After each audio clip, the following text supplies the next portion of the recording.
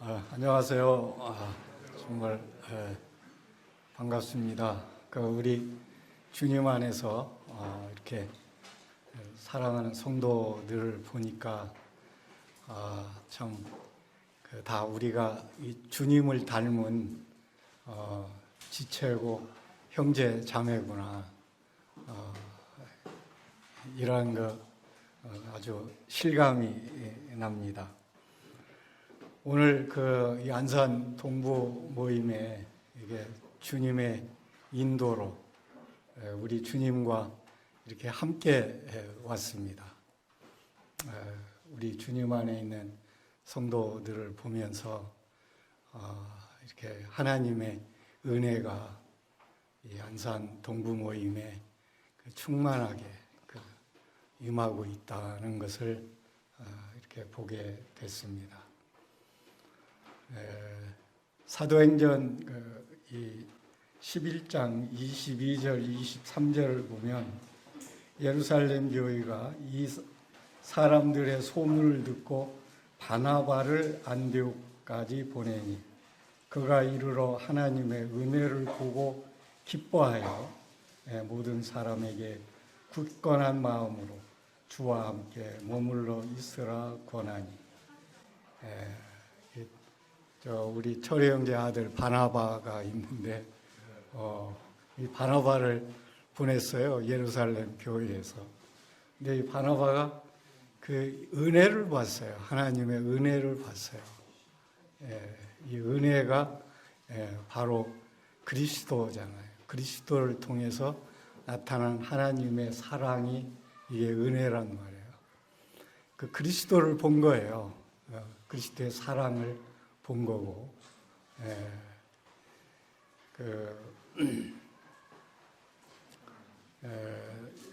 참 좀 제가 아직 좀 마음에 좀 감격스러움이 있었어요. 우리 철희 형제님하고 만난 게 노량진 교회에서 이렇게 우리 철희 형제님 아주 젊을 때 학생이었나? 아주 그때 아주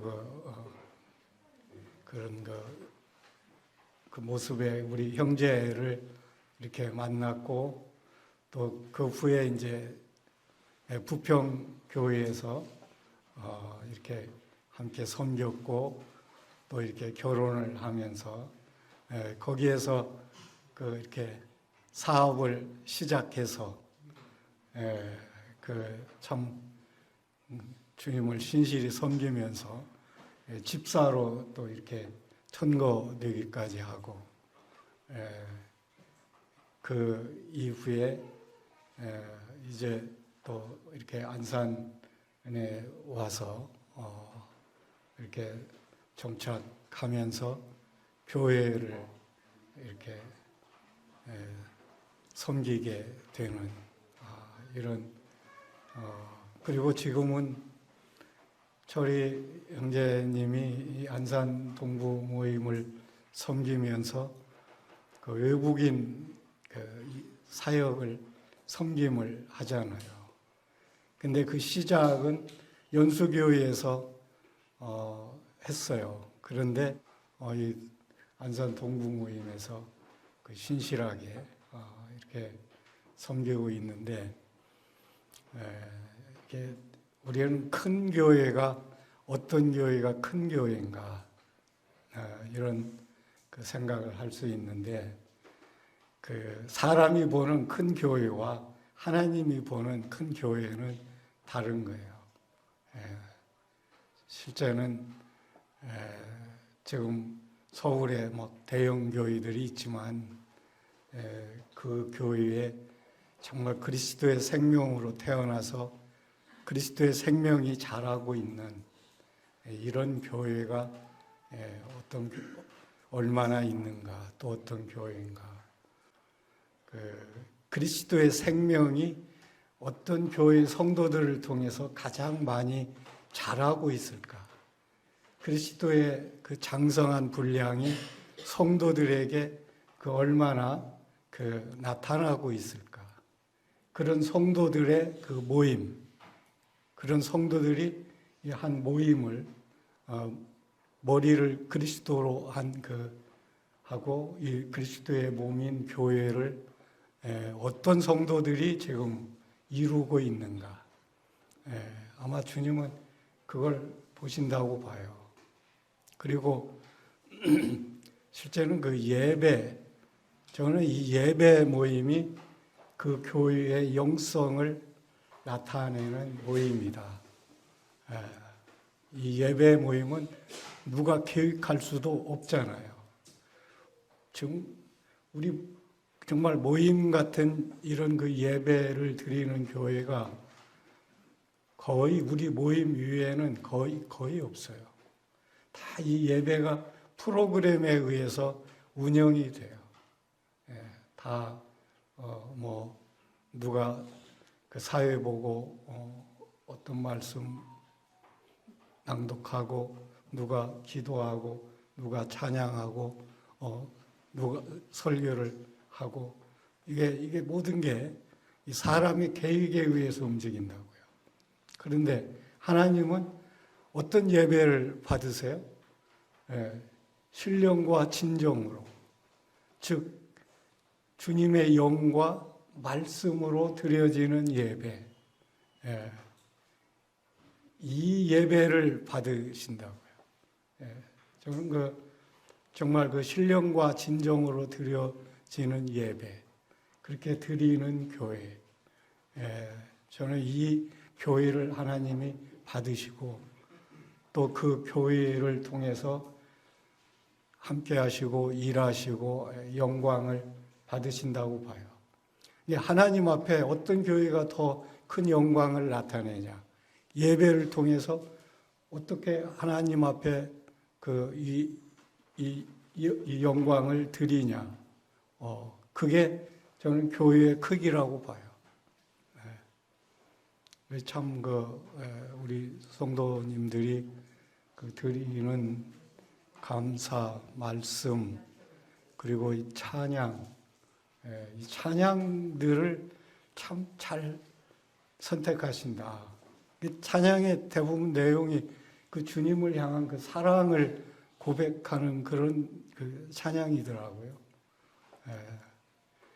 하나님이 제일 바라는 찬양, 그 말씀이 어떤 말씀이겠어요? 정말 우리가 하나님을 사랑하는, 그리고 하나님이 우리에게 베풀어 주신 사랑을 감사하고 찬양하는. 실제 우리를 그런 존재로 하나님이 지으셨잖아요. 내 영광을 위해서 창조한 자들을 오게 하라. 하나님이 사람을 지으신 목적이 어디에 있어요? 왜 나를 지으시고 왜 나를 구원하셨을까? 창세기에서 왜 사람을 하나님의 형상과 모양으로 지으셨다고 그랬죠? 이게 사람이 이게 보통 존재가 아니에요. 하나님의 형상은 우리의 그 내적인 어떤 성품, 인격. 이게 우리 인격도 하나님을 닮았어요. 그리고 모양은 뭐예요? 외모가 모양이잖아요. 지금 이 사람의 이 모양, 내 모습이 이게 하나님의 모양이에요. 이게 놀라운 거예요. 우리가 하나님을 보려면 어떻게 보면 돼요? 사람을 보면 되고, 거울 앞에 있는 나를 보면, 그 하나님의 모양이고 모습이에요.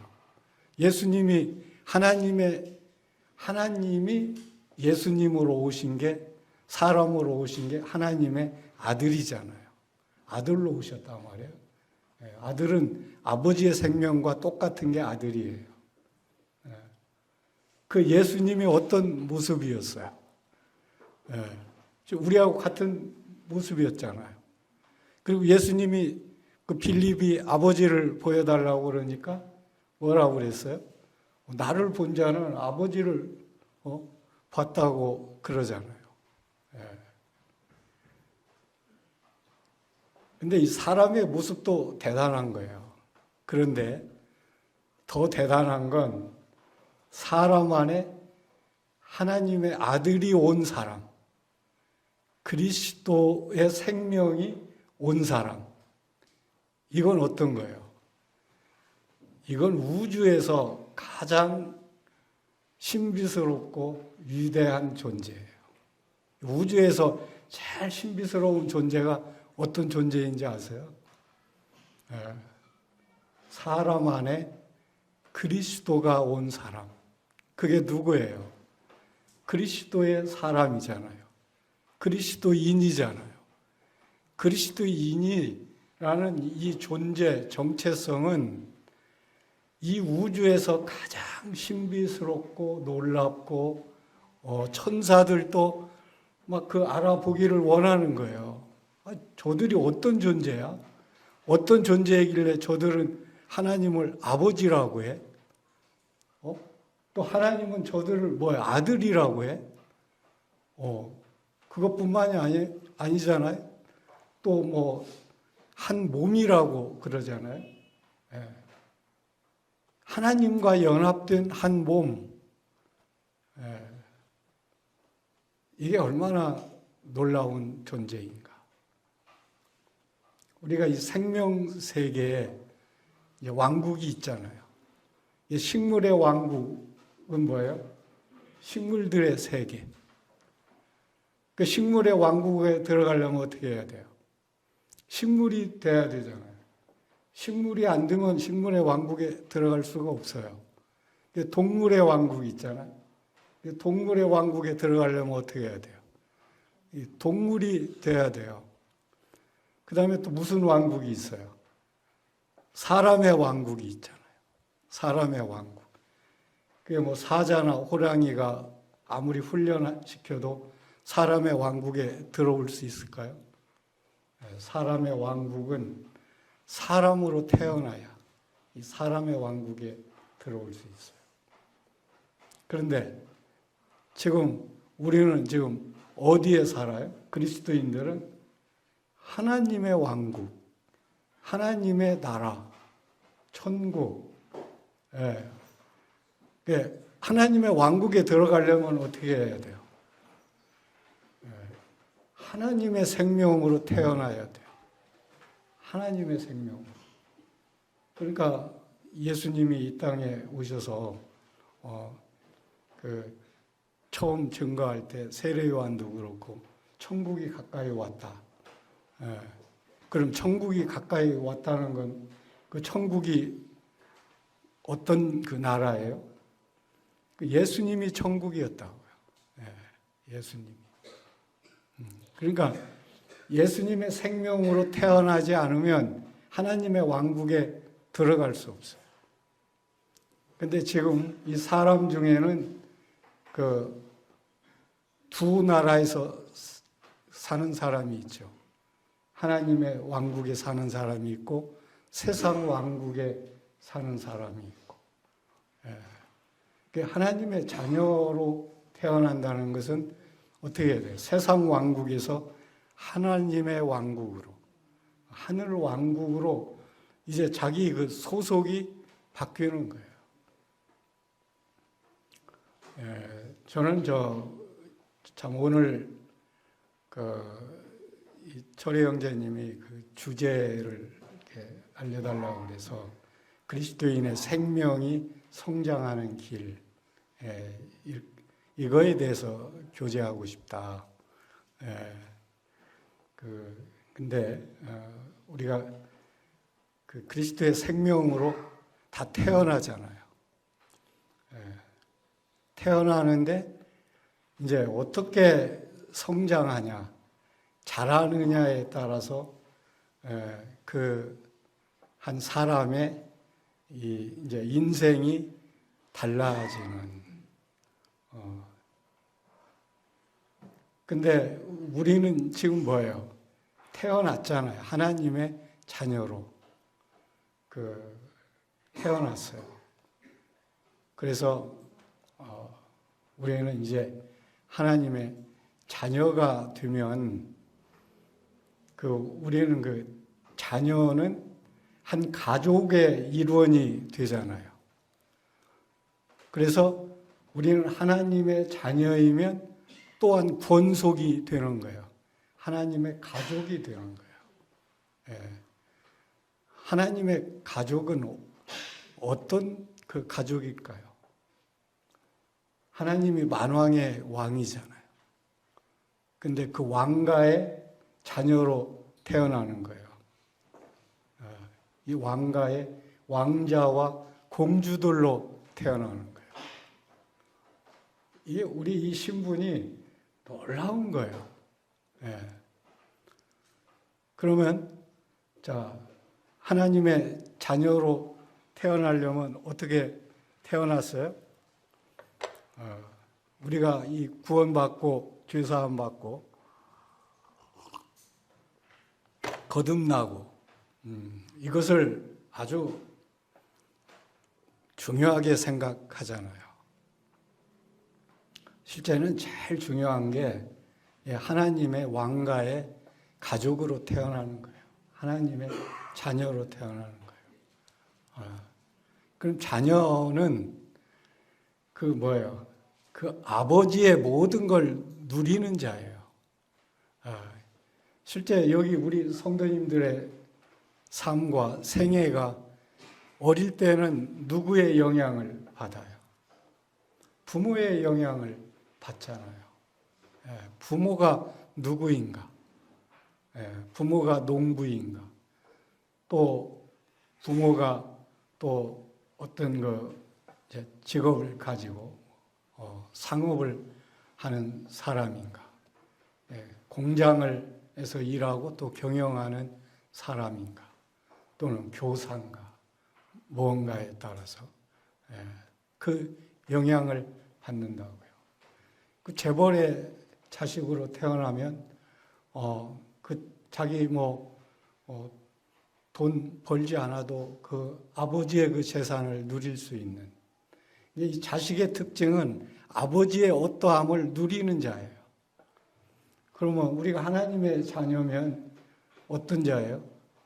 하나님의 어떠함을 우리는 누리는 자라고요.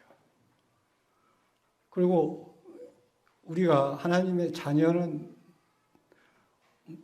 어떤 자예요? 의인이 되잖아요. 의인. 우리는 지금 이 죄사함에 대해서 우리가 많이 감사하고 그걸 이렇게 전하고 그러는데, 이제는 이 죄사함은 하나님의 자녀로 태어나는 한 과정에 불과한 거죠. 죄사함보다도 더 놀라운 건 뭐예요? 하나님의 자녀로 거듭나는 거예요. 태어나는 거예요. 죄만 사함받고 하나님의 자녀가 안 되면 그건 별 의미가 없잖아요. 죄사함이 중요한 것은 하나님의 자녀가 되는 과정이기 때문에, 이 죄인이 의인이 되는, 우리가 이 의인이 됐다는 건, 이건 또 놀라운 중에 놀라운 축복이잖아요. 자기가 노력해서 의인이 된 사람이 없잖아요. 전적인 은혜로 예수 그리스도가 다 이룬 것을 내 것으로 받은 것뿐이라고요. 근데 우리는 예수 그리스도가 십자가에서 내 죄 때문에 죽고 내 모든 죄를 사하시고 장사 지내고, 거기서 끝난다면 어떻게 될까요? 그건 별 의미가 없을 거예요. 부활하신 그리스도. 근데 부활하신 그리스도가 또 어떤 그리스도예요? 승천해서 보좌에 앉으신 그리스도. 그래서 만물을 발 아래 두시고 통치하시는 그리스도. 그 그리스도가 우리 안에 온 거예요. 그리스도가 보혜사 성령으로 그 주님의 영으로 우리 안에 온 거예요. 그럼 주님의 영은 어떤 영이에요? 그리스도가 이루신 모든 것을 다 포함한 영이에요. 이게 우리는 이 우리 안에 오신 주님의 영, 그리스도의 영, 이 성령님, 이 성령에 대한 우리의 눈이 밝아질 때 우리는 그리스도 안에 있는 모든 것을 볼 뿐만 아니라 그 그리스도 안에 있는 모든 것을 내가 누릴 수가 있는 거예요. 그런데 성령 안에는 뭐가 들어있어요? 그리스도가 이루신 모든 게 들어있어요. 그리스도의 성육신, 하나님이 사람으로 태어난 그리스도의 성육신, 그리고 그리스도의 공생애, 그리고 그리스도의 십자가, 그리고 그리스도의 장사됨, 그리스도의 부활, 그리스도의 승천, 그리스도의 보좌에 앉으심, 그리고 보좌에서 만왕의 왕으로 다스리심. 이것이 다 그 성령 안에 담겨 있는 거예요. 그러니까 우리가 우리 안에 오신 이 성령이 어떠한 분인가, 이것을 알고, 내가 성령을 따라 행한다는 게 뭔가, 우리가 성령 안에서 기도한다는 게 뭔가, 우리가 성령의 인도함을 받고 성령으로 산다는 게 무언가. 이것은 내 안에 오신 성령님, 주님의 영. 그러니까 주님은 그랬잖아요. 내가 떠나가는 게 너희에게 유익이야. 내가 가면 보혜사 성령을 너희에게 보내줘. 그러면 그 성령은 나를 증거해. 내가 한 모든 것을 너희 안에서 실제가 되게 해. 그리고 그 성령 안에 내가 있어. 그리고 또 뭐예요? 내 안에 아버지가 있어. 그게 지금 우리 안에 오신 그 성령의 실제예요. 그게 놀라운 거예요. 그런데 우리는 이제 제가 이 그리스도의 생명이 자라는 길에 대해서 이렇게 관심을 갖게 된 계기가 있어요. 제가 1975년도에 주님을 영접하고 노량진에서 한 4년 섬겼고, 그때 저 한 2년 후에 집사로 일을 했어요. 열심히 섬긴 거예요. 그 다음에 또 부평교회에 와가지고 한 4, 5년 섬기면서 또 그때도 열심히 섬겼어요. 직장 다니면서 또 새벽 기도도 하고 어떤 때는 철야 기도도 하고 열심히 섬기고, 부평교회에서는 가서 얼마 안 돼서 그 장로로 섬기게 됐어요. 상황이 이렇게 됐는데, 그 부평교회에서 이렇게 섬기면서 성도 수도 많이 증가하고 교회가 부흥한다고 그랬어요. 그런데 그 후에 이제 제가 동대문 교회로 갔죠. 그 박준혜 형제님이 미국에서 다시 한국에 나오셔서 사역을 하는데 어디서 이제 하시기를 원하시나, 그때 이제 같이 동역을 위해서 한 2년을 기도를 했는데 그 박 형님이 한국에 오면서 동대문 교회를 택하셨어요. 그래서 그때 동대문 교회 김우 형제님이 섬기던 교회였는데 성도 수가 한 50명 전후였어요. 근데 거기서 이제 박준혜 형님하고 같이 동역하면서 그 박 형님의 이제 영역이 있으시니까 뭐 바로 150명, 뭐 200명 이렇게 성도 수가 증가하게 됐고, 이제 그때 창동으로 이제 옮기면서 서울 북부교회로 이렇게 옮겼죠. 거기서 한 10년 섬겼어요. 그러니까 지금 부평인데 거기 수요 집회, 주일 예배 거의 빠지지 않고 다니면서 이게 섬겼는데 또 주님이 여러 그 사역을 축복하셨어요. 그 후에 이제 제가 직장이 이제 그 인천역 이 연수 지역에 교장으로 오면서 연수교회를 이제 개척을 했죠. 그래서 이제 연수교회가 95년도에 개척이 됐는데, 아니 97년도에 이제 안산 동부는 아마 93년경에 아마 개척이 된 것 같아요. 그래서 이제 외국인들 섬기기 시작했죠. 개척하면서부터 섬긴 거예요. 그러니까 열심히 기도하고 전도하고 외국인 집회하고 그래서 많은 성도들이 구원받고 본국으로 돌아가서 또 교회가 생기고 지금 중국의 연태위에 그 중경 그리고 또 거기 어디예요? 거기 또 이제 여러 지역에 그리고 네팔에 또 인도네시아에 이런 거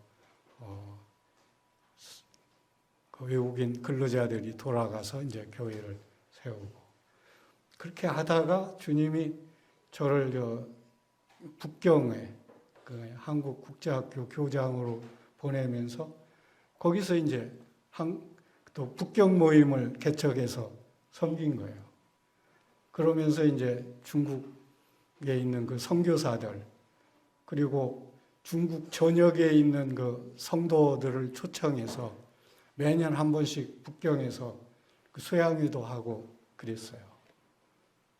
그건 이제 한 3, 4년, 3년 하다가 또 제가 상해로 교장을 오면서 거기서는 교회로 개척은 못하고 매주 토요일 날 성경 공부를 했는데 그게 한 5, 6개월 됐을 때 한 분이 이제 주님을 영접해가지고 이제 그때 침례주고 저는 한국에 이제 나오게 됐죠.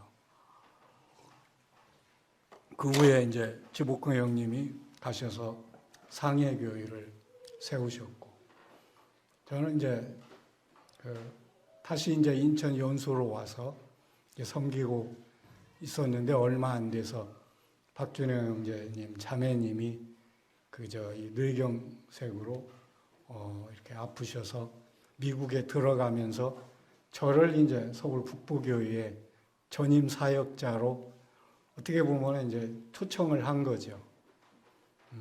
그때 제 나이 60이었는데 이제 더 2년 교장을 할 수 있었어요. 그리고 이 세상에서는 교장 자리가 굉장히 좋은 자리예요. 저는 제가 가장 하고 싶은 직업이 뭐냐면 저는 교장이라고 하고 싶어요. 왜냐하면 교장은 자기 시간을 마음대로 쓸 수 있고, 누구 간섭받지 않고, 그리고 많은 사람들을 자기가 추구하는 그 어떤 목표를 지향해서 또 이렇게 집중시킬 수 있고, 또 많은 학생들, 학부모들, 지역사회 인사들과의 관계를 넓힐 수 있잖아요. 이게 참 좋은 직업이에요.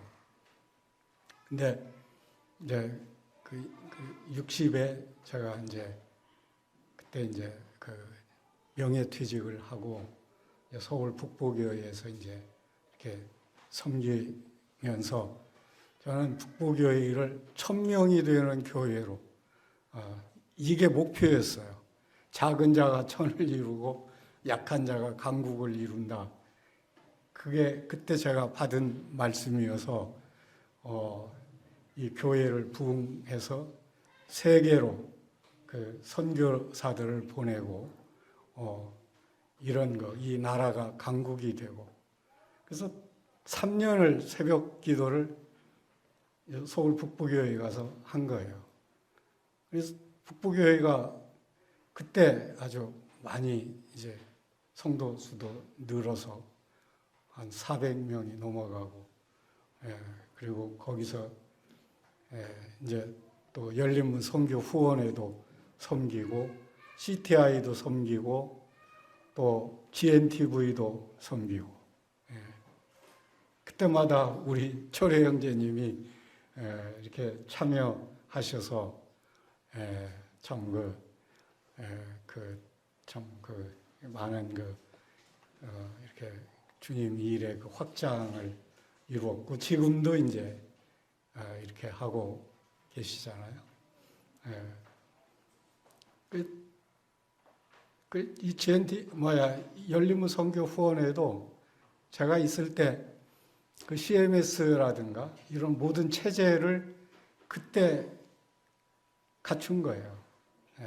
저는 이제 행정적인 그런 기관에서 교재를 많이 근무를 해서 그런 면에 좀 안목을 주셔서, 그리고 이제 GNTV도 그때 이제 설립이 돼서 지금까지 잘 운영해 오고 있고, 그때 이제 기독교 학교를 하나, 그렇지 않으면 국제교회를 개척하나, 이걸 놓고 기도하다가 주님이 국제교회, 외국인들을 포함해서 섬기는 교회, 그래서 대학로교회 이제 개척을 위해서 기도를 했고, 대학로교회를 2011년에 개척이 된 거죠. 대학로교회 개척하면서 제가 제일 그 모토로 세웠던 게 뭐냐면, 내가 죽고 그리스도로 사는 삶, 그런 성도들이 모이는 교회, 이게 모토였어요. 그래서 저는 설립 초기부터 그걸 성도들에게 가르치고, 그리고 성도들이 그 삶을 살도록 이끄는 게 제 사명이었어요. 그러니까 거기에 대한 책을 많이 보고 연구도 하고, 그런데 그때 제가 느끼면서 섬기면서 이제 느낀 게 있었어요. 근데 성도들이 그런 저에 대해서 그런 이제 이 불만, 불평이 나오는 거예요. 왜 형제님은 그리스도로 사는 삶을 그렇게 강조하고 가르치고, 우리로 하여금 살아야 한다고 하는데, 형제님에게서 정말 그리스도로 사는 삶이 나오느냐? 우리가 형제님을 볼 때 그리스도 같이 이렇게 볼 수 있냐?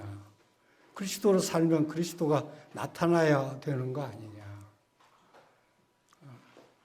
그러면서 그때 이제 주님이 저에게 여러 가지 이제 시련을 주시기 시작했어요. 그러면서 저희 아내도 이제 공황장애다, 이제 갑상선 암이다, 뭐다 하면서 이제 건강이 아주 안 좋아지면서, 그리고 이제 저희 자녀들은 또 자녀들대로, 그동안에는 우리가 아버지의 그 신앙을 잘 따라왔는데, 이제 영적인 그런 사춘기가 오는 것 같다. 그러니까 우리 신앙도 이제 우리가 좀 선택하면서 해야 되겠다. 이제 그런 면에 이제 그런 그 불만이 나타나기 시작하는 거예요. 그때 제가 제 이제 모습을 본 거예요. 정말 나름대로 열심히 이렇게 주님을 섬긴다고 하면서 섬겼는데, 이게 내가 가르치고 섬기는 거하고 내 인격하고는 차이가 있구나. 그러니까 내게 사는 그리스도로 섬긴 게 아니고 내가 그리스도를 위해서 섬겼구나. 근데 그때는 그게 큰 차이인지 몰랐어요. 내가 그리스도를 위해서 섬기는 것과 내 안에 그리스도가 나타나서 일하시고 그 성도들을 섬기는 것과 근데 이제 그 갈라디아서 2장 20절을 이렇게 보면 그걸 이제 깨달으면서 전에는 그렇게 그걸 우리가 갈라디아서 22장 20절을 살아야 돼. 내가 그걸 살도록 더 열심히 내 이 신앙생활을 훈련해야 돼. 근데 어느 날인가 주님이 그게 네가 하려고 해서 할 수 있는 거냐? 그게 어떻게 하면 내가 네 안에서 살 수 있을까?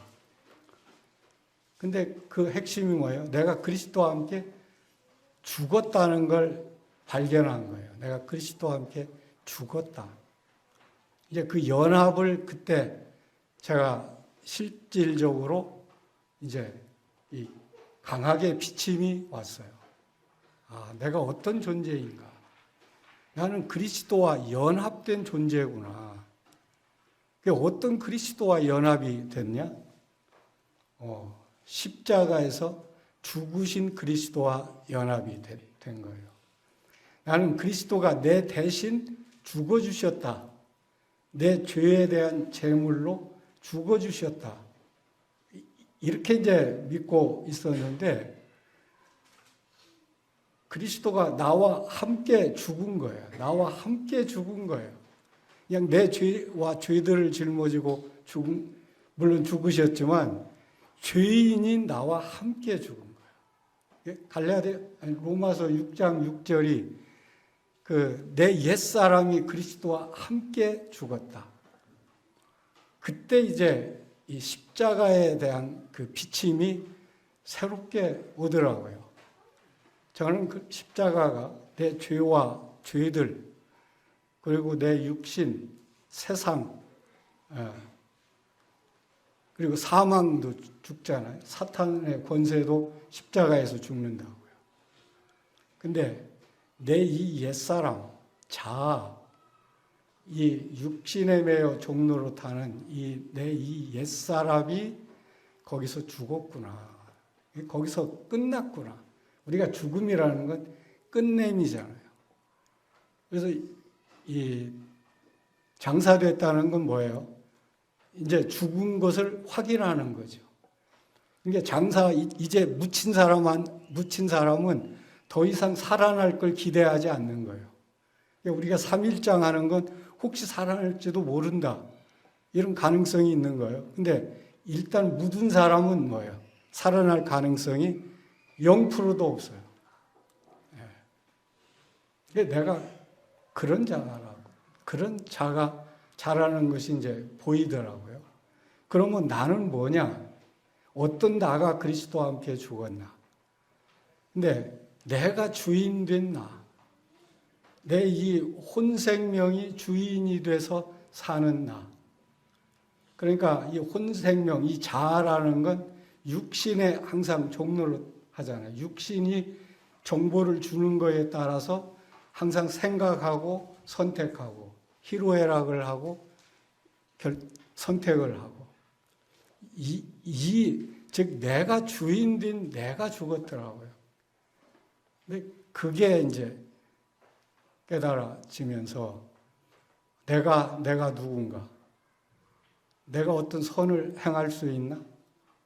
죽은 사람이 어떻게 선한 일을 해요? 그럼 내가 죄를 질 수 있나?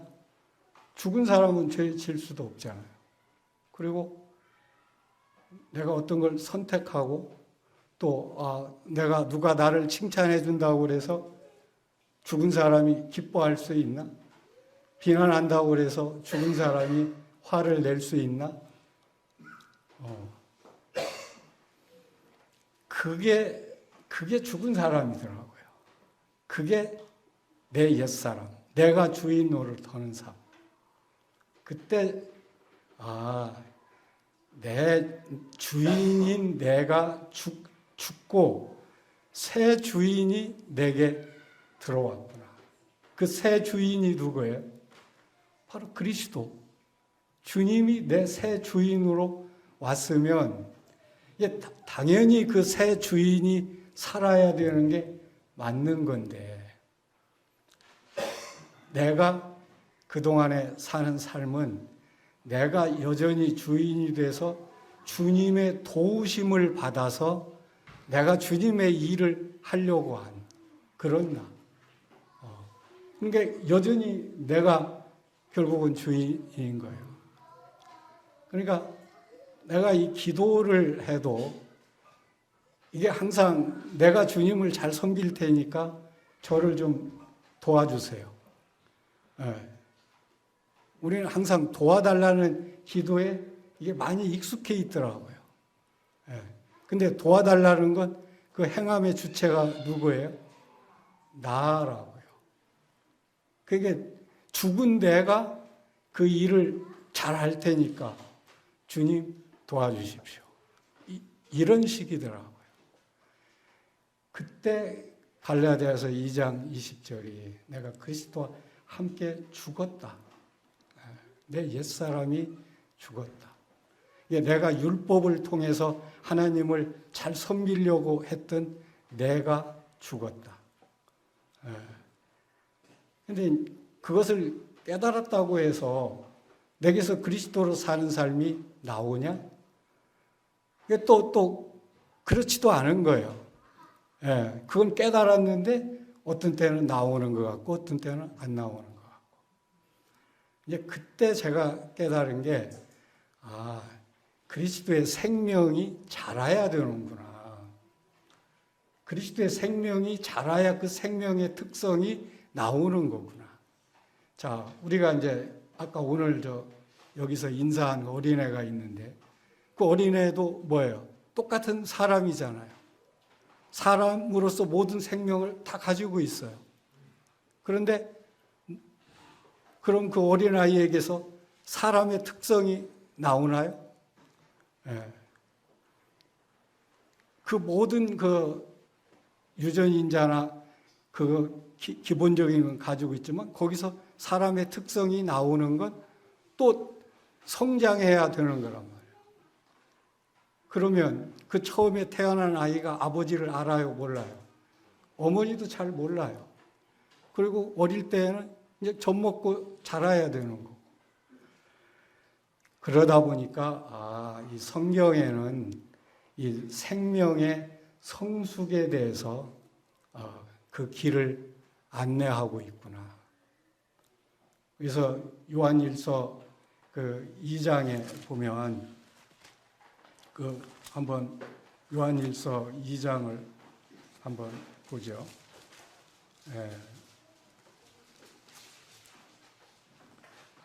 이 2장 12절에 자녀들아 내가 너희에게 쓰는 것은 너희 죄가 그의 이름으로 말미암아 사하심을 받았으며 아비들아 내가 너희에게 쓰는 것은 너희가 태초부터 계신 이를 알았으며 청년들아 내가 너희에게 쓰는 것은 너희가 악한 자를 이기었음이라 아이들아 내가 너희에게 쓴 것은 너희가 아버지를 알았으며 아비들아 내가 너희에게 쓴 것은 너희가 태초부터 계신 이를 알았으며 청년들아 내가 너희에게 쓴 것은 너희가 강하고 하나님의 말씀이 너희 안에 거하시며 너희가 흉악한 자를 이기었음이라.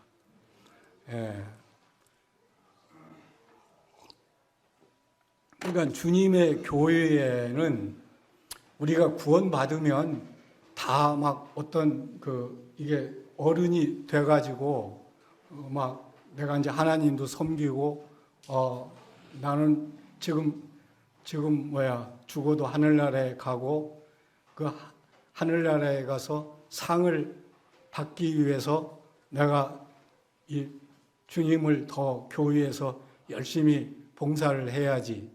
이제 이런 마음을 제가 가지고 있었는데 여기에 보면서 교회에는 자녀들의 성장 상태에 있는 성도들이 있고 아이들의 이 성장 상태에 있는 성도들이 있고 청년들의 성장 상태에 있는 성도들이 있고 아비들의 그 수준에 있는 성도들이 있구나.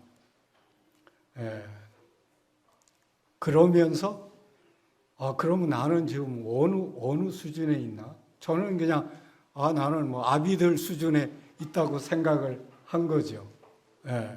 제가 교회에서 장로도 하고, 그리고 뭐 그 여러 가지 막 열리문 선교도 섬기고 뭐 하고 그랬으니까 나는 아마 아비들의 수준에 있을 거야. 근데 여기에 그 특징을 보니까 자녀들은 뭐예요? 그의 이름으로 말미암아 죄가 사함 받은 거. 그러니까 우리가 죄 사함 받은 거에 머무는 신앙. 예수님이 내 죄를 다 사해 주셨어. 나는 그게 너무 감사해. 그러니까 그 십자가에 달린 예수님을 예배할 때에도 핵심이 뭐냐? 내 죄 사해 준 예수님이에요. 그런데 실제 십자가가 죄만 사한 게 아니잖아요.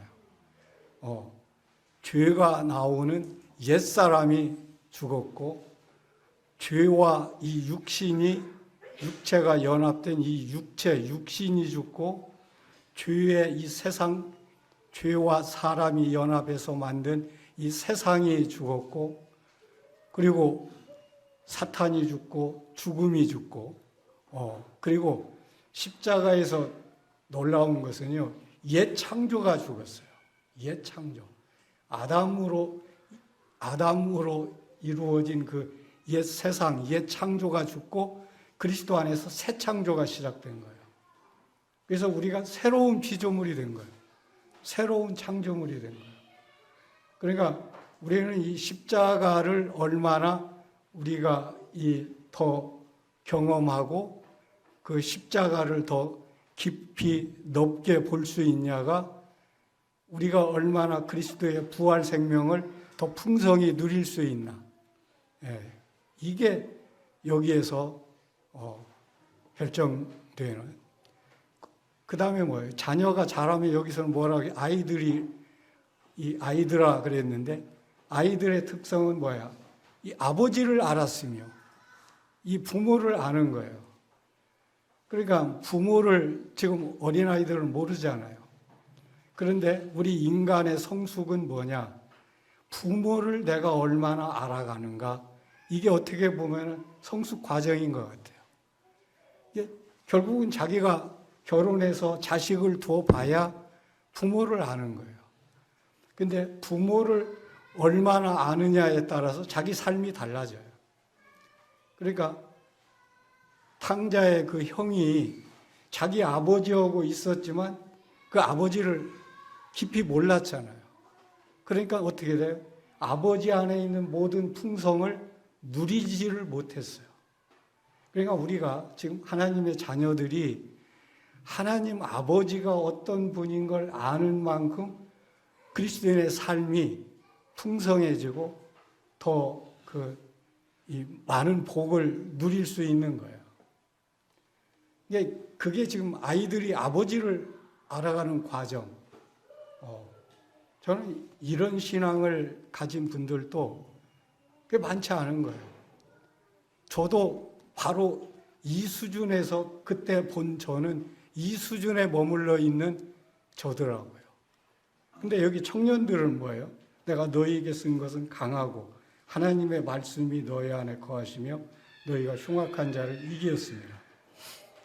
우리는 그냥 여기 청년들이면 우리 이 육신의 나이로 청년이면 이런 게 당연히 올 줄로 알지만 실제 영적인 청년은요, 강하고 하나님의 말씀이 너희 안에 거하시고 너희가 흉악한 자를 이겼다.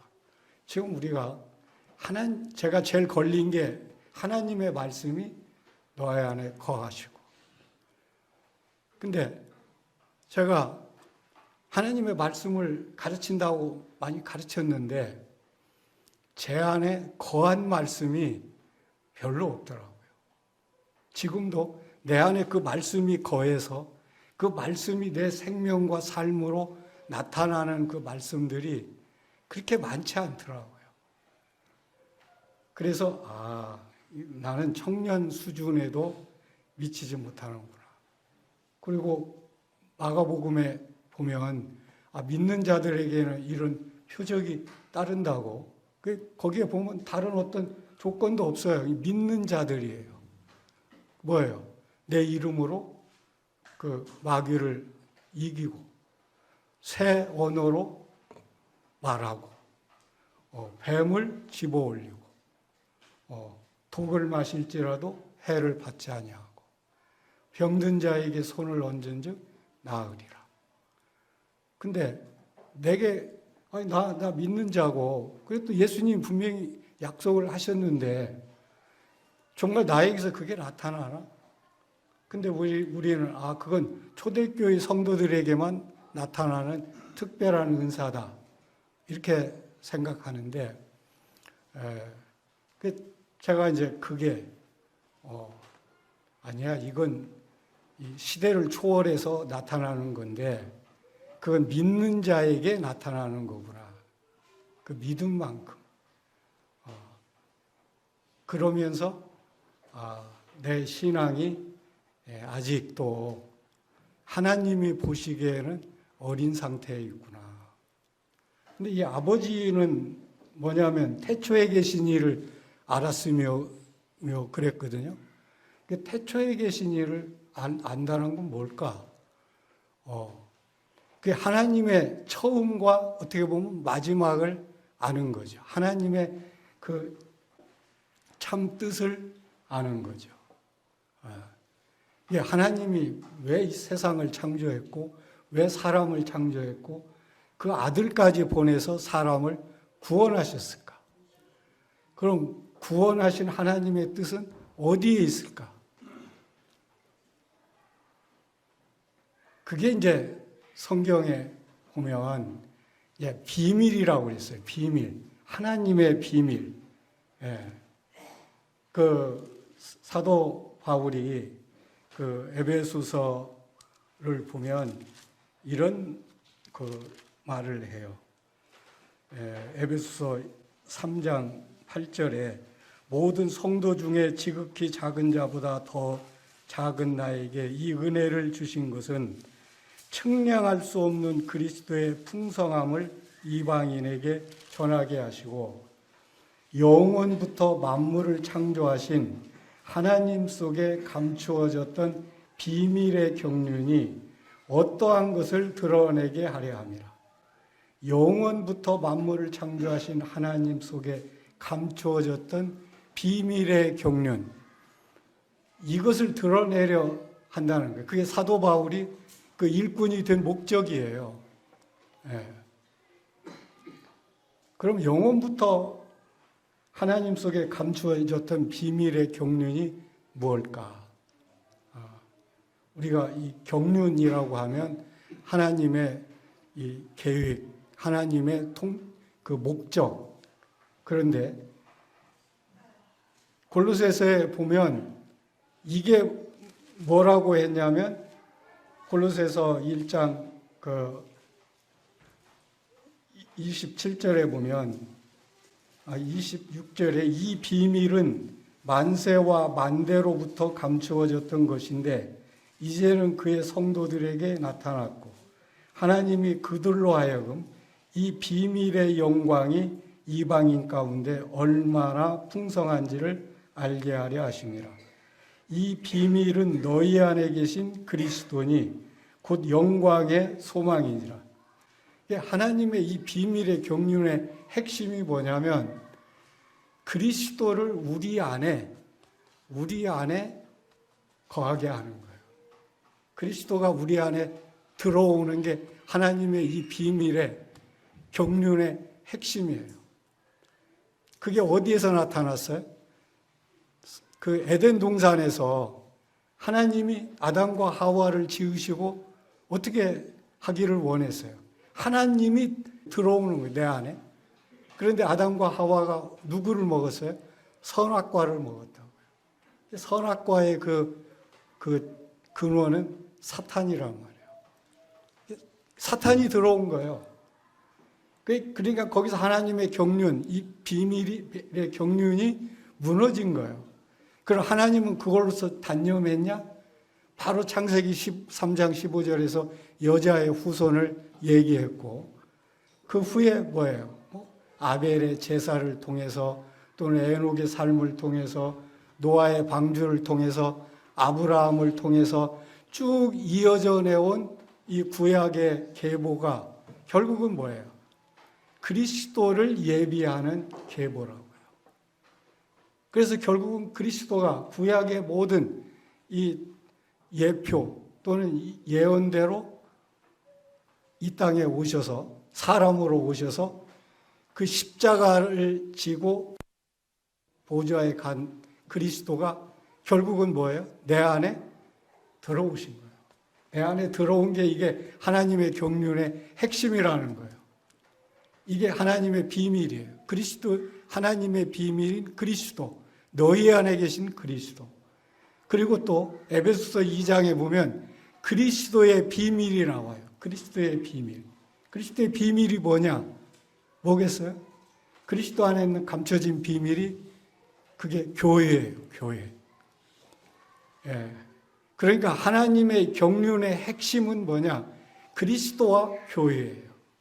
이 교회가 어떤 존재냐? 머리를 그리스도로 하고 몸이 교회인 거예요. 그리스도의 몸이. 그러니까 하나님의 이 경륜의 핵심은 이 사람 안에 하나님이 들어와서 사람을 하나님의 존재로 태어나게 해서 존재로 자라고 그 사람을 통해서 하나님을 나타내고 싶었어요. 그러니까 하나님은 절대 자기가 영이기 때문에 이 물질 세계에서 사람 안에 들어와서 사람과 하나 돼서 사람을 통해서 하나님의 뜻을 표현하기를 원하셨던 거예요. 그게 하나님의 경륜의 핵심이에요. 그게 아비들이 그걸 아는 거예요. 예. 근데 나는 그걸 그때까지만 해도 알 수가 없었어요. 정말 하나님의 이 경륜의 핵심이 목적이 뭔지. 그러면서 제가 깨닫게 된 게, 이 생명이 자라야 되겠구나. 내 이 그리스도로 태어난 생명이 자라야 되겠구나. 근데 생명이 자라는 길이 있잖아요. 자, 우리 육체의 생명이 어떻게 자라요? 자, 저 어린아이가 태어나면서부터 그 자라는 길을 한번 생각해 보세요. 처음에 하여튼 먹어야 되죠. 먹어야. 마셔야 된단 말이에요. 그리고 뭐예요? 호흡해야 돼요. 이 사람의 육체의 생명은 먹고 마시고 호흡하지 않으면 자랄 수 없어요. 그러니까 여기 있는 지금 성도님들의 이 성장의 상태는 내가 먹은 것이 지금 표현된 거예요. 먹고 마시고 호흡한 게 이게 표현된 거예요, 지금. 그 다음에 생명이 또 자라는데 필요한 게 뭐가 있어요? 운동해야 되잖아요. 운동해야 자라요. 이게 자꾸 생명을 자꾸 활용을 해야 돼요.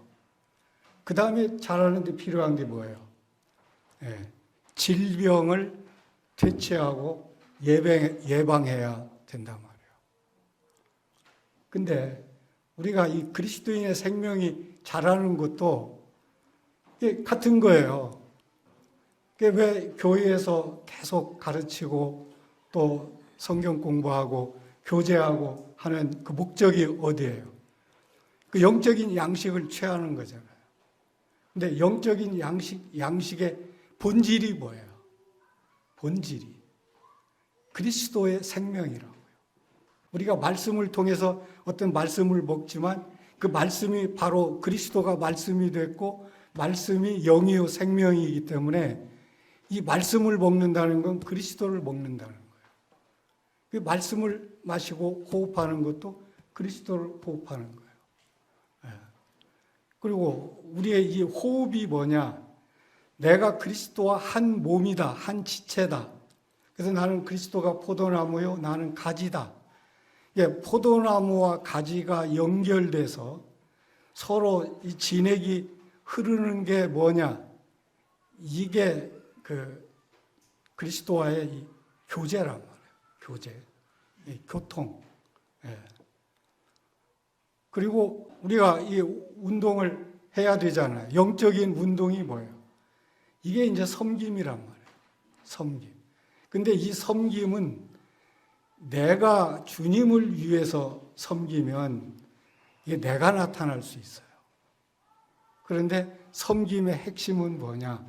내 안에 사시는 그리스도로 섬길 때 이게 그리스도가 나타나고 그리스도가 영광을 받는단 말이에요. 이게 이제 이 운동의 본질이란 말이에요. 그리스도로 살아서 섬기는 것. 그 다음에 우리가 이 질병을 퇴치하고 예방하는 게 뭐예요? 그게 우리가 이 에베소서 6장에 전신갑주를 입는 거잖아요. 그러니까 전신갑주의 핵심이 뭐냐? 결국 말씀과 믿음이라고요. 여러분들 이 믿음이 자란다는 걸 어떻게 생각해요? 믿음이 자란다. 믿음이 자라는 것은 이 말씀이 자라는 거예요. 내 안에. 이게 즉 믿음은 들음에서 나고 들음은 하나님의 말씀으로 말미암는다고 그러잖아요. 이게 즉 말씀이 뭐냐? 믿음의 말씀이에요.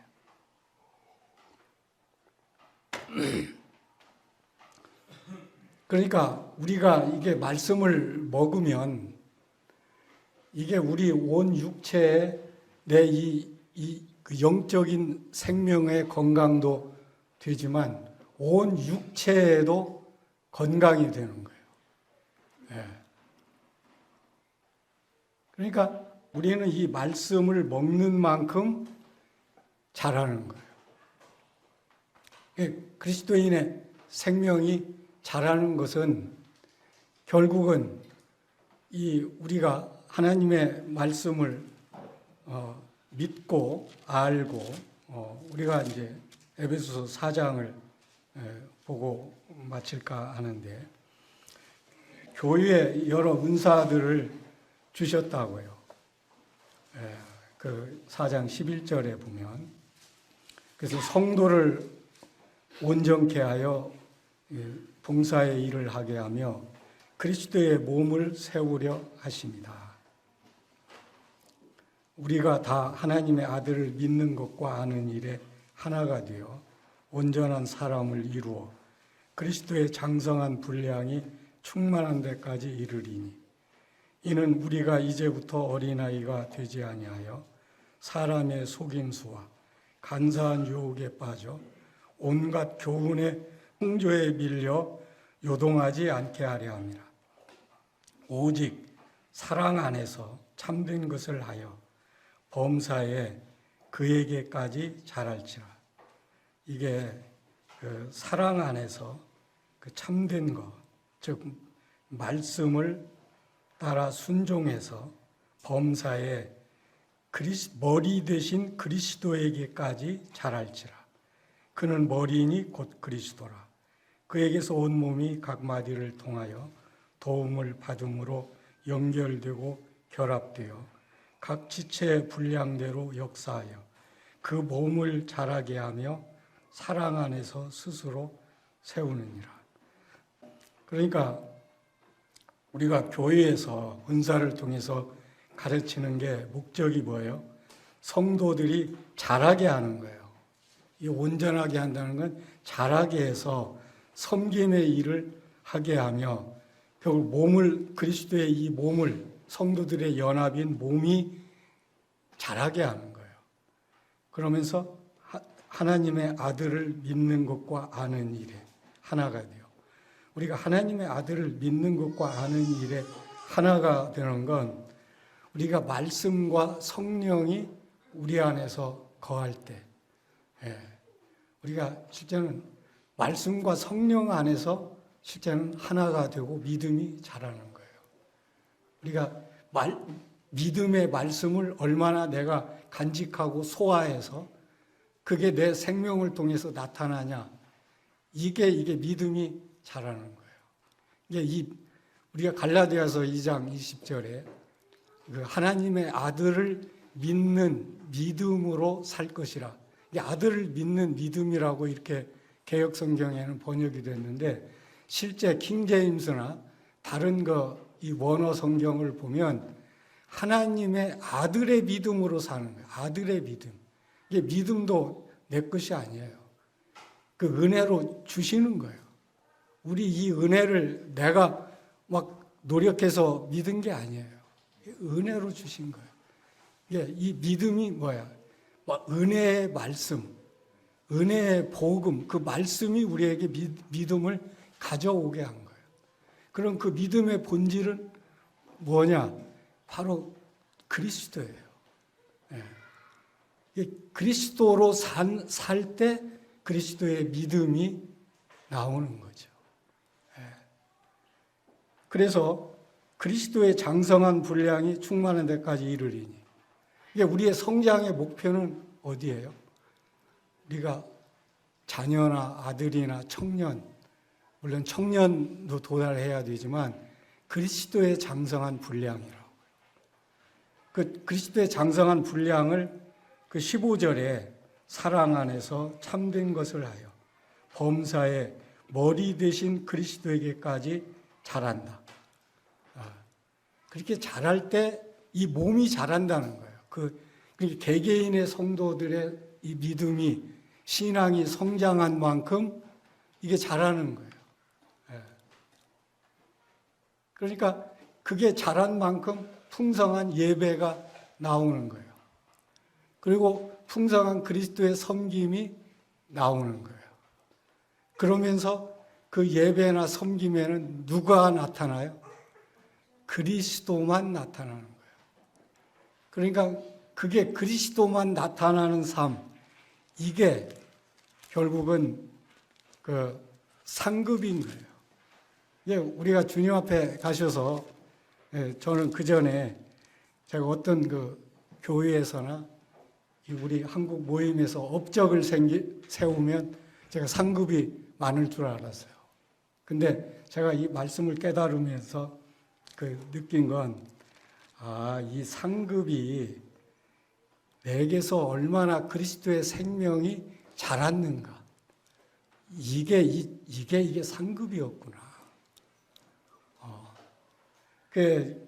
이 빌립보서에 보면 내가 이미 얻었다 함도 아니요 이루었다 함도 아니라 오직 내가 그리스도 예수께 잡힌 바 된 그것을 잡으려고 달려가노라 하면서 표대를 향하여 그리스도 예수 안에서 하나님이 위에서 부르신 부름의 상을 위하여 달려가노라. 자, 그리스도 안에서 하나님이 위에서 부르신 부름의 상이 무엇일까요? 그건 여러 가지 있을 수 있어요. 그런데 이 상의 핵심은 뭐냐? 내가 그리스도의 생명으로 자라서 그리스도의 생명으로 섬긴, 그리고 또 그리스도의 생명으로 변화된 인격, 이게 그리스도의 상이라는 거예요. 그래서 결국은 이 달란트 비유나 이 열무나 비유에서 뭔가 이익을 많이 남기잖아요. 그 이익 남긴 그게 뭘까? 우리 안에서 그리스도의 생명의 분량이 자라는 거. 자라서 그리스도로 섬김으로 그리스도가 영광을 받으신 거. 그게 그런 삶이 뭐냐? 그게 은혜란 말이에요. 은혜. 은혜는 그리스도로만 살고 그리스도가 자라고 그리스도가 나타나서 섬기고 이게 은혜란 말이에요.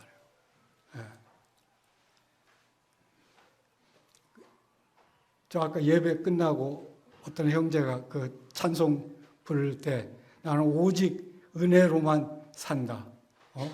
십자가의 사랑과 그 능력으로만 산다. 나는 주님의 은혜로만 산다. 그게 굉장히 감동이 됐어요. 그 은혜로만 산다는 건 내게 들어가는 거예요, 안 들어가는 거예요? 조금이라도 들어가면 그 은혜가 아니에요. 누가 나에게 선물을 주는데 내가 그 선물의 대가로 10원만 줘도 그건 은혜로 내가 받은 게 아니에요.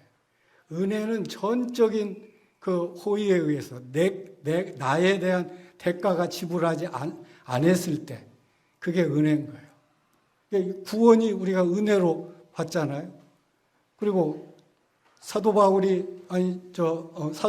고린도전서 15장 10절에서 나의 놔둔 것은 은혜로 된 것이다. 내가 다른 사람보다 더 수고했지만 내가 한 것이 아니고 이거 하나님의 은혜로 됐다는 건 뭐냐?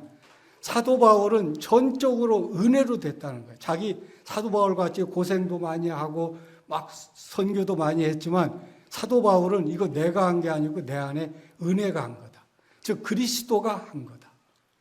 실제 사도 바울이 구원받으려고 뭐 자기가 노력한 게 있어요? 다메섹 선상에서 예수님이 나타난 게 그 사도 바울이 원해서 했나요? 전적으로 예수님이 나타난 거예요. 이게 우리가 예수님이 이 공생애에서 산 삶을 보면 예수님은 100% 아버지의 은혜로 산 거예요. 예수님이 내가 말하는 건 뭐라고 그랬어요? 이거 아버지가 말하는 거야. 내가 하는 건 이거 아버지가 하는 거야. 그리고 나의 모든 양식은 뭐야? 내가 아버지 일을 하는 거야. 즉 아버지가 나를 통해서 일하게 하시는 거야.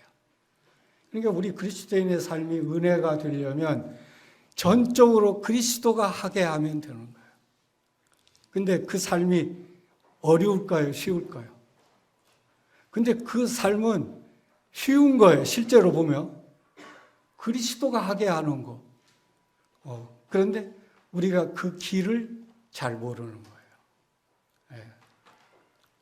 그게 우리 믿음이 성장한 만큼 은혜를 누리는 거더라고요. 그 은혜를 아는 거예요. 그래서 그리스도인이 성장하는 길은 우선 내가 누구인가를 알아야 돼요. 내 생명이 어떤 생명인가? 그리스도와 연합된 생명. 그러면 그리스도와 연합됐으면 십자가에서 연합되고 장사됨에서 연합되고 부활과 승천과 보좌에서 연합되고 그럼 그리스도와 연합됐으면 뭐예요? 그리스도 안에 모든 풍성이 측량할 수 없는 그리스도의 풍성이 다 있는 거예요. 그러면 내가 그걸 누리는 길을 알면 되는 거예요. 누리면 되는 거예요. 그게 뭐예요? 믿음으로, 말씀으로. 이게 가장 좋은 기도는 뭐겠어요? 말씀으로 하는 기도가 하나님의 뜻대로 하는 기도잖아요. 그러니까 우리가 말씀을 받아서 기도하면 그게 응답되는 거예요.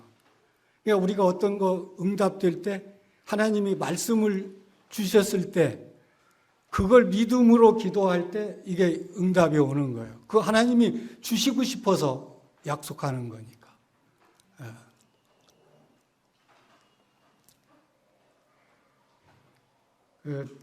저는 이제 제 신앙에서 제가 그동안에 이제 깨닫고 이제 조금씩 경험하고 있는 걸 우리 사랑하는 안산 동부 성도님들과 나눴는데 한번 앞서서 이렇게 좀 제가 경험을 좀 한 거죠. 지금 48년째 경험을 하고 있으니까 혹시 이 경험에서 주님이 가르쳐 주신 것들이 우리 성도님들에게 조금이라도 도움이 된다면 우리 성도님들이 지금 내가 어떤 성장 상태에 있는가, 여기에서 더 잘하려면 어떻게 하면 잘할 수 있는가, 그리고 내 생명이 자랐을 때 결국 그 결과는 어떻게 알 수 있나, 이게 그리스도가 얼마나 나타나는 거냐. 이 성령의 열매가 가지에서 그 그리스도의 성품을 나타내는 거. 그래서 우리 성도님들이 정말 주님 앞에 나갔을 때 정말 네가 잘했다. 그리고 우리의 최종 목표는 어디겠어요? 어린 양의 혼인잔치에서, 그리스도의 혼인잔치에서 그리스도의 옷을 입고 그리스도와 함께 그 영광스러운 혼인잔치에 참여해서 우리가 천년왕국에서 함께 다스리는, 그리고 새 예루살렘에서 주님과 함께 이제 새 예루살렘 성을 이루는 거예요. 그 성, 그 나라 자체가 그리스도와 성도들의 연합으로 이루어지는 나라. 우리가 거기에 지금 참여하는 자들이에요. 우리의 미래도 지금 우리는 다 보장이 돼 있어요. 근데 우리가 잘하는 만큼 저는 아마 상급이 주어질 거다. 내가 그리스도의 형상으로 잘하는 분량이 내 상급의 분량이다. 저는 그렇게 지금 믿고 있고요. 그래서 고린도후서 3장 18절에 보면 우리가 수건을 벗은 얼굴로 거울을 보는 것 같이 주의 영광을 보며 우리가 그와 같은 형상으로 변화하여 영광에서 영광에 이른다. 수건을 벗은 얼굴이 뭐겠어요? 내 자아의 수건을 벗는 거예요. 내가 자꾸 주인이 돼서 하려고 하는 내 이 자아, 그러니까 이 너의 그 혼생명을 잃는 자는 얻을 것이고 그걸 얻는 자는 잃을 것이다. 거기에서 내 생명이 이게 자아예요. 내 주인으로 타는 나. 이게 죽으면 그리스도가 주인이 돼서 더 얻을 것이고 내가 하려고 하면 잃을 것이고. 그래서 우리 성도님들이 정말 그리스도로 사는 삶, 그건 무엇을 통해서 오냐? 십자가를 통해서. 내가 십자가에서 내가 죽은 것을, 내 죄만 아니고 내가 죽은 자다. 그래서 항상 고린도후서 4장 10절 11절에 내가 항상 예수의 죽음을 짊어짐은 나에게서 그리스도의 생명이 나타나게 하려 함이라. 내가 항상 나를 죽음에 넘기움은 내게서 그리스도의 생명이 나타나게 하려 함이라. 그 죽어야, 그러니까 십자가를 우리가 짊어지지 않으면 부활 생명으로 갈 수가 없다는 거. 그것을 어떻게 해야 되냐? 날마다 항상 짊어져야 된다. 우리는 항상 내가 주인이 돼서 하려고 할 때, 나는 죽었어. 너 왜 죽었는데 네가 또 해? 주님이 내 주인입니다. 이것을 항상 짊어질 때, 그게 그리스도로 사는 삶이 우리에게서 나타나는데, 그게 한 번에 되는 게 아니고 그게 생명이 자라는 만큼 그 삶이 나타나더라. 이것이 제가 그동안에 주님 섬기면서 깨달은 거고, 우리 성도님들이 한번 이렇게 참고로 하시면 좋을 것 같습니다. 시간이 많이 됐는데 기도하고 마치겠습니다. 주님, 사랑하는 안산 동구 모임의 성도들, 주님이 피로 사시고 십자가에서 함께 죽으시고 장사 지낸 바 되시고 이제 함께 부활해서 함께 하늘에 안침받은 우리 사랑하는 안산 동구 성도님들, 이제 우리 성도님들은 그 은혜의 보좌, 바로 주님이 앉아 계신 그곳에 함께 그 연합된 생명임을 인해서 감사를 드립니다. 주님이 모든 것을 다 이루셨을 뿐만 아니라 이제 우리 주님이 이루신 모든 것을 우리 사랑하는 주님의 교회의 지체들, 성도들과 함께 나누며 누리기를 원하시는 것을 감사합니다. 우리 사랑하는 지체들이 내가 죽고 그리스도로 삶으로 인해서 그리스도 안에 주님이 이루신 모든 측량할 수 없는 그리스도의 풍성을 먹고 마시고 누리며 그리하여 주님의 형상으로 변화하여 영광에서 영광에 이르는 사랑하는 성도들로 인도하시고 축복해 주시기를 기도드립니다. 예수 그리스도의 이름으로 하나님 우리 아버지께 감사하며 기도드립니다. 아멘.